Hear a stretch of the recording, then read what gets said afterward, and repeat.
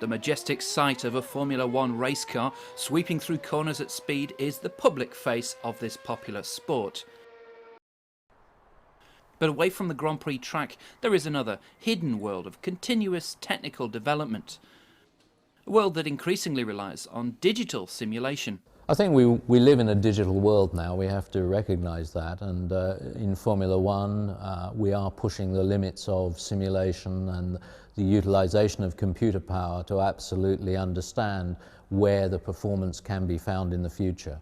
So even if we still use track testing or wind tunnel testing, normally the area that we're looking in is predefined by computer simulation.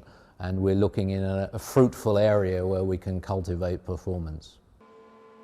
Many Formula One engineering departments use digital simulation technologies. For example, in its preparations for the Grand Prix track, this team uses a so-called 7-post rig. It's a sophisticated system of hydraulic rams that can exactly recreate the suspension movements of recent Grand Prix races.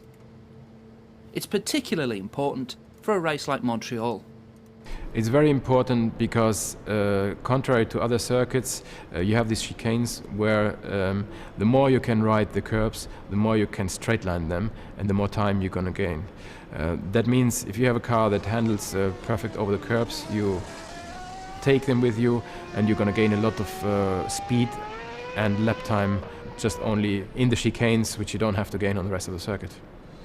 Similarly, the engine department uses its test bench, or dyno rig, to simulate a lap on any circuit where telemetry data has previously been collected from the car.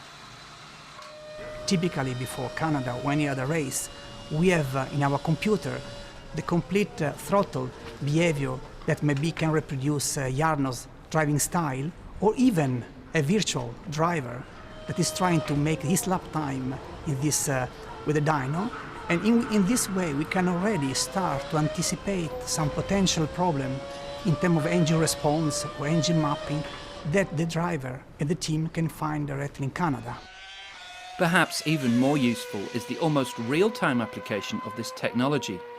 During a Grand Prix weekend, engine data can be sent back to the factory for simulation tests.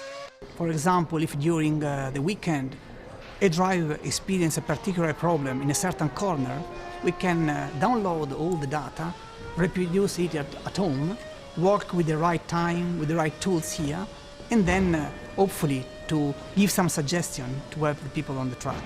In the aerodynamics department, a combination of wind tunnel and computer simulation technologies also provides useful guidelines. Obviously we have a very large wind tunnel facility, in addition to a very good computational fluid dynamic resource, which is effectively trying to reproduce the wind tunnel in the computer. In the wind tunnel we have a very complex arrangement whereby we try and replicate the track conditions as realistic as possible.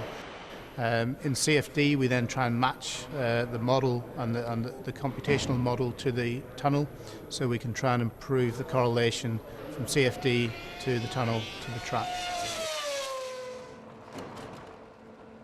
While simulation is increasingly important for Formula One, most teams are careful to keep these techniques in perspective. No, you cannot trust simulation, because simulation is just simulation. The simulation is just as good as your department, your simulation department is, and in any case it faces, I would say, natural limitations. So simulation is all about the way you use it, because simulation is not the reality. Simulation is indeed not the reality. And despite all the complex technology, for millions of fans around the world, that reality will always be defined by the sight and sound of an F1 car driven in anger.